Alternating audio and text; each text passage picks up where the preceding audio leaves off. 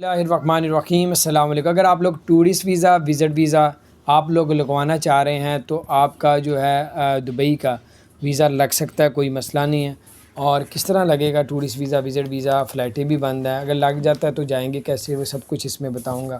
اور سب سے پہلے تو ہماری گزارش ہے، اگر آپ نے ہمارے چینل کو سبسکرائب نہیں کیا تو ضرور سبسکرائب کر دیں، بیل آئکن پریس کر دیں تاکہ نئی سی اپڈیٹس آپ تک پہنچتی رہیں۔ اگر آپ لوگ دبئی کا ویزا لگوانا چاہتے ہیں، 50 سے نیچے عمر ہے، تو آپ سنگل اپلائی کریں گے ویزا نہیں لگے گا، لیکن ڈن بیس پہ لوگ لگا رہے ہیں، کسی فراڈیے کو نہیں دے دیجیے گا، جو آپ کا جاننے والا ان سے دے۔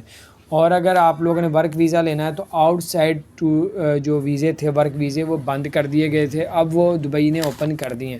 اب دبئی حکومت نے کہا ہے کہ اب ویزے لگ سکتے ہیں، اور اگر آپ ویزا لگوا لیتے ہیں تو آپ جائیں گے کیسے، اب آپ لوگ جانے کا بھی آپ کو بتائیں گے۔ آپ وایا افغانستان جا سکتے ہیں، افغانستان کا ویزا لینا پڑے گا، اور وہ ویزا 35,000 روپے کا، لیکن ہے وہ فری۔ اگر ایجنٹ سے لگوائیں گے 35,000 کا، خود اسلام آباد جا کے لگوائیں گے افغانستان کا ویزا تو وہ بالکل فری ہے۔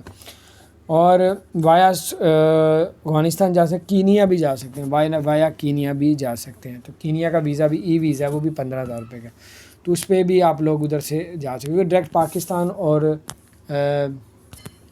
دبئی کی فلائٹیں بند ہیں، لیکن خوشخبری اور اچھی خبر یہ ہے کہ پاکستان کی 15 جون سے فلائٹیں انشاءاللہ تعالی اوپن ہونے جا رہی ہیں، انشاءاللہ اوپن ہو جائیں گی، اور اس میں آپ کو بہت زیادہ فائدہ ہوگا۔